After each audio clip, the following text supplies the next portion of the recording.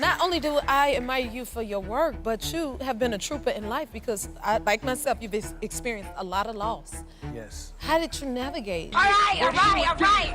If I could get those 2 days back.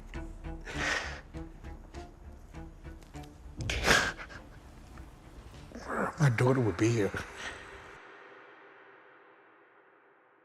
Bobby Brown, le surnommé Bad Boy du R&B. Durant les années 80 et 90, tu ne peux pas parler du R&B sans mentionner Bobby Brown. Mais malheureusement, avec ce succès, sa vie n'a pas été facile. Problèmes d'alcool, sexe, drogue, ses relations avec Janet Jackson, Whitney Houston, ses enfants. Non, vraiment, je peux dire que le gars a vraiment beaucoup souffert. Et aujourd'hui, on va parler de l'histoire tragique que beaucoup considèrent comme un des GOATs du R&B, le Bad Boy, Bobby Brown. Let's go. Let's go, bitch!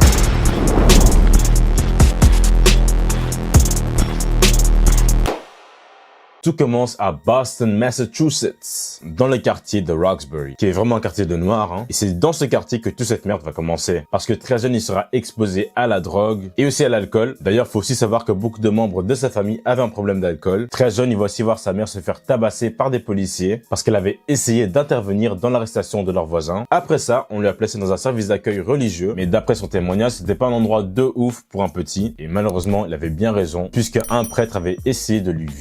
Bobby s'est défendu et s'est directement cassé. Et il dira même plus tard que cet événement a été une des grandes raisons pour qu'elle est tombée dans l'alcool, la drogue, etc.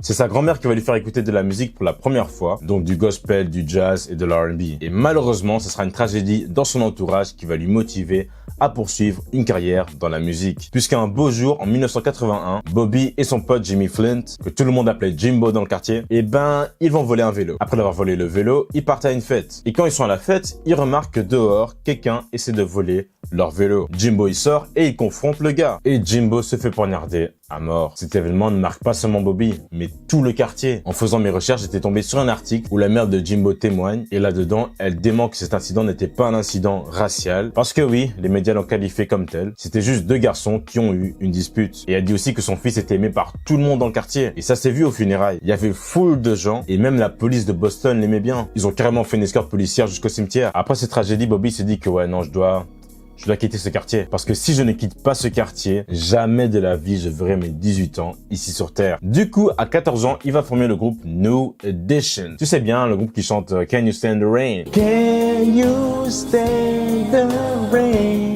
Je sais, il y a d'autres sons beaucoup plus connus, mais c'est le son que j'écoute, ok? Anyways, il va former ce groupe avec son pote Michael Bivins, avec qui il avait déjà performé en soi dans le passé, dans un groupe de danse qui s'appelait The Transitions. Le nom du groupe était pour symboliser que c'était une nouvelle édition, donc New Edition, donc une nouvelle édition de Jackson 5. C'est vraiment ça, hein, le Jackson 5. Après bon, je pense pas que c'est à la même hauteur, mais c'est comme ça qu'ils voulaient les symboliser, quoi. Et dans ce groupe, les gars, il y avait beaucoup trop de disputes. Limite, ils se comportaient comme des enfants. You know, at the end, you know, nigga, ad-libbing, and we got our hands in there for like 3 minutes, like, come on, nigga. And so,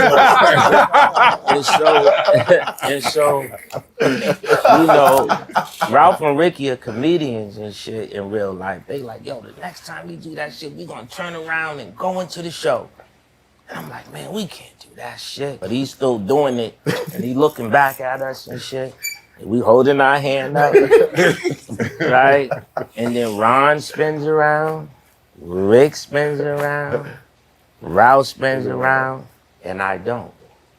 And I'm going, no, nigga, don't do it. Yeah. Man, like, turn around, Mike. I'm like, nah, nigga. So Bob looked at us, looked at the crowd, said, fuck y'all. Took the mic and threw it up in the air. That motherfucker was coming straight down on Ronnie's head. And because I'm here, I do this. Boom! And I push Ron off, so the mic Drop. Boom. and then he leaves.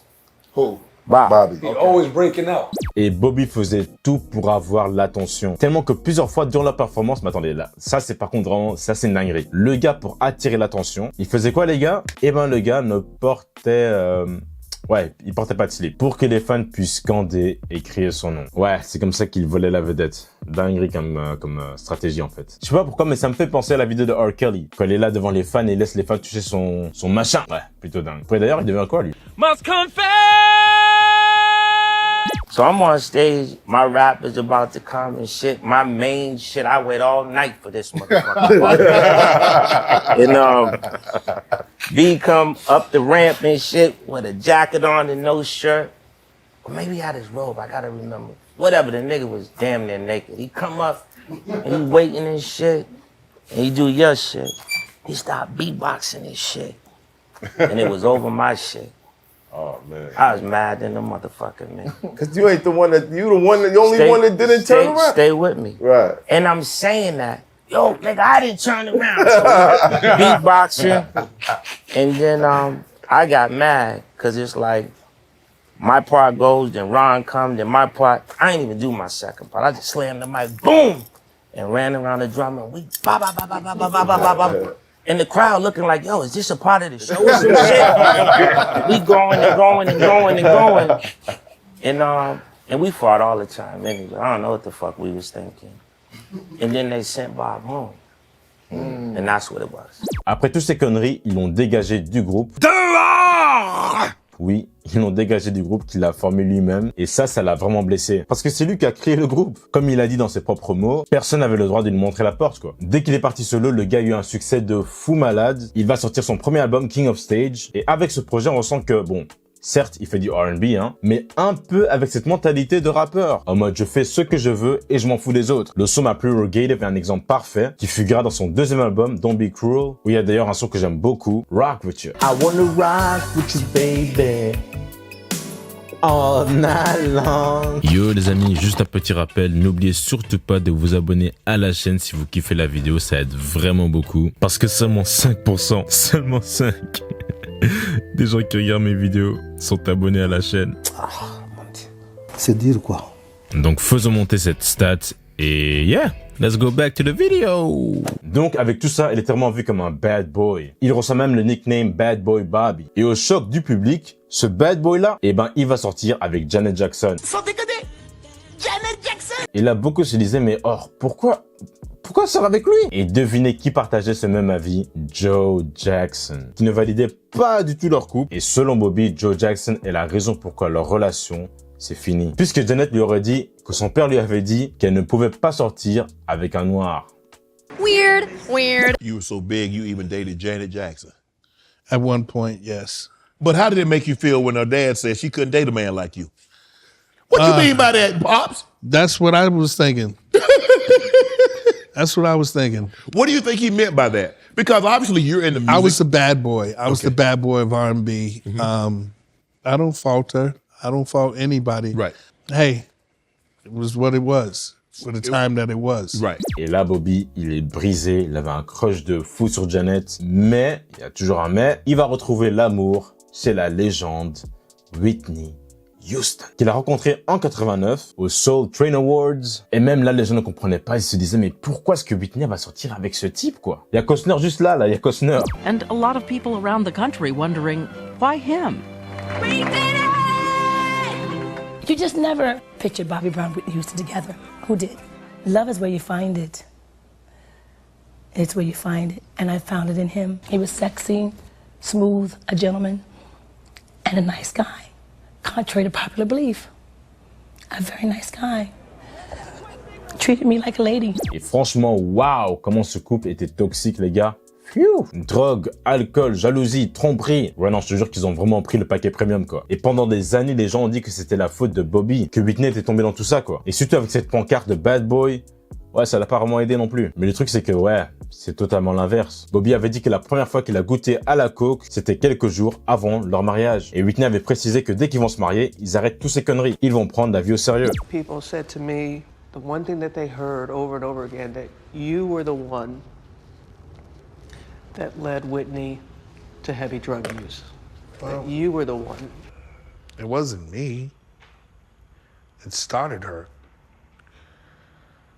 I take my part, and I take it hard for me even being a part of it. But we all have our own mind. Et c'est pas les gars, le jour de leur mariage, Bobby crame Whitney en train de sniffer. Et il était quand même plutôt choqué, parce qu'il savait pas que Whitney en prenait autant, ce qui aura même plus tard même un impact à sa voix et même à son physique. Et ouais, de là, c'était vraiment la descente aux enfers. Now, you broke tradition a little bit and saw her before the wedding. Well, that was the first time I had actually saw her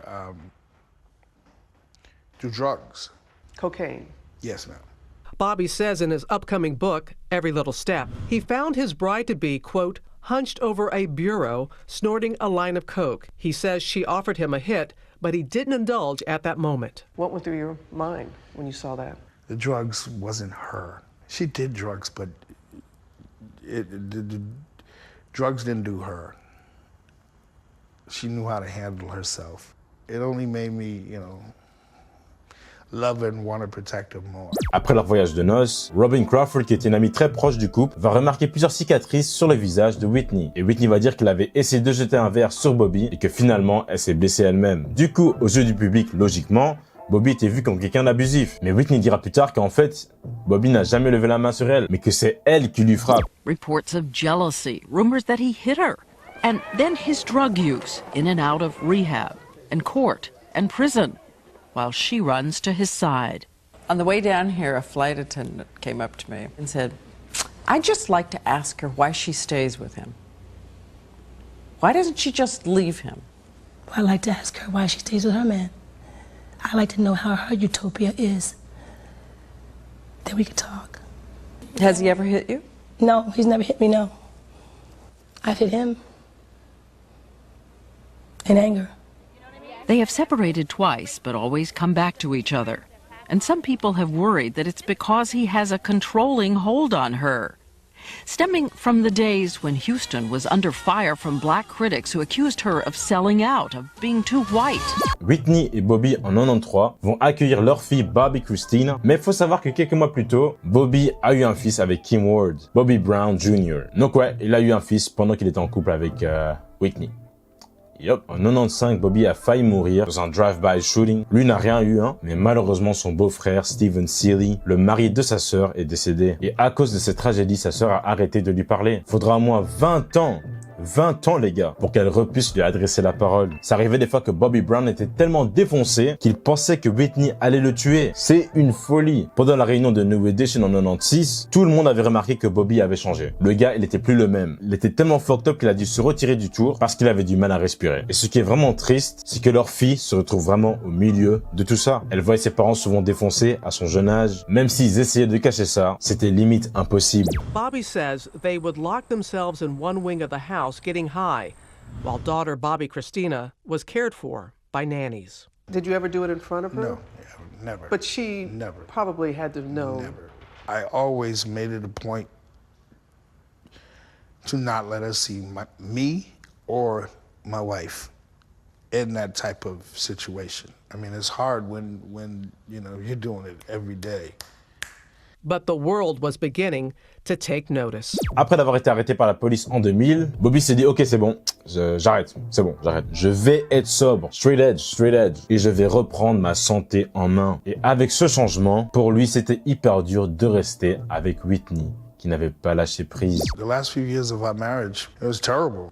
Both of us, trying to be clean, and one of us trying to be clean, and the other one don't want to be clean, and it's a big struggle. They had tried on and off to get sober, but Bobby Brown says Whitney just wouldn't stop using. Les années vont passer, ils vont avoir leur propre reality show intitulé Being Bobby Brown avec 11 épisodes. Finalement, en 2007, le couple divorce. Le 11 février en 2012, au Beverly Hilton Hotel, Whitney Houston a été retrouvée morte dans sa baignoire à la suite d'une overdose de cocaïne. Brown témoignera que Whitney aura toujours une place dans son cœur. Leur fille Bobby Christina, âgée de 18 ans à l'époque, a été brièvement hospitalisée durant son deuil après avoir mélangé du Xanax et du vin, devenant léthargique, ce qui veut dire qu'elle était souvent fatiguée, vraiment mou, sans énergie quoi. Je pense vraiment que pour elle, perdre sa mère a vraiment été très dur. La dinguerie, c'est aussi que durant les funérailles, la famille de Whitney va dire à Bobby de se casser. Dehors! Et dis-toi que durant cette période, Bobby essayait d'être beaucoup plus présent pour Christina, puisqu'elle a aussi été majoritairement élevée par Whitney. Et selon les sources, le jour où ils devaient enfin se revoir, se capter, Bobby Christina est retrouvée de manière similaire comme Whitney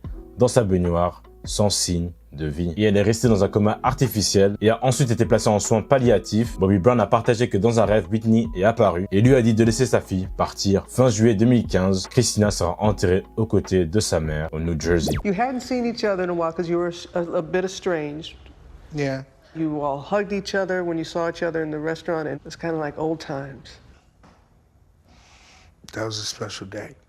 You guys look so happy. I love it. I love the daddy and me moment, yo. It's a beautiful thing. Bobby says things were going so well that Bobby Christina decided to move to Los Angeles to be closer to him.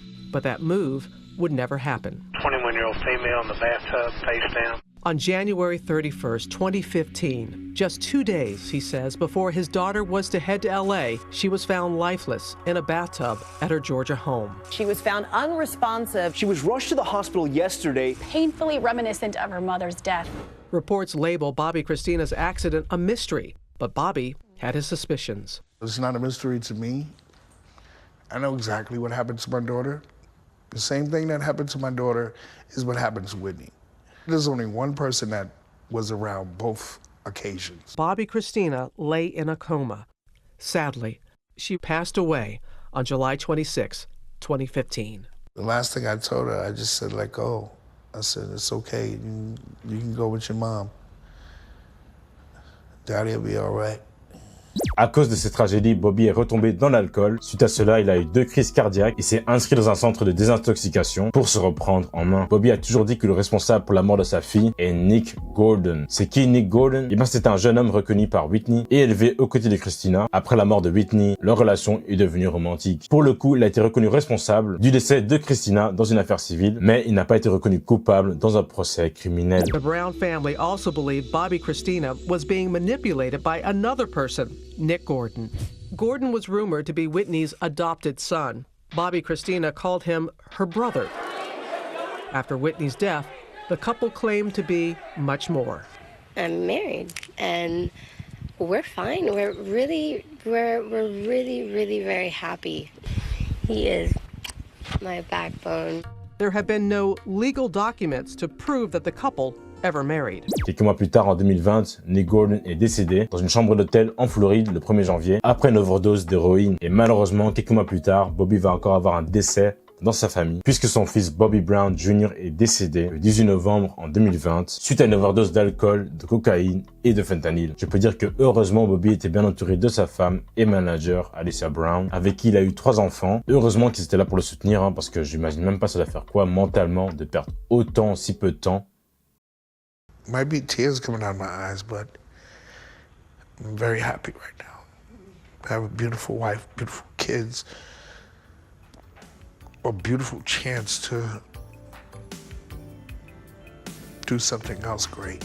L'histoire de Bobby Brown est souvent résumée au chaos. Les scandales, les addictions, les polémiques. Mais derrière tout ça, le gars, il a quand même atteint les sommets de l'industrie pour ensuite perdre un à un les personnes les plus importantes dans sa vie. Aujourd'hui, Bobby est toujours là, debout, mais profondément marqué. Peut-être qu'en vrai, c'est ça l'histoire de Bobby Brown. Pas seulement le bad boy du R&B, mais aussi d'un homme qui a survécu à toutes ces tragédies. I was too fucked up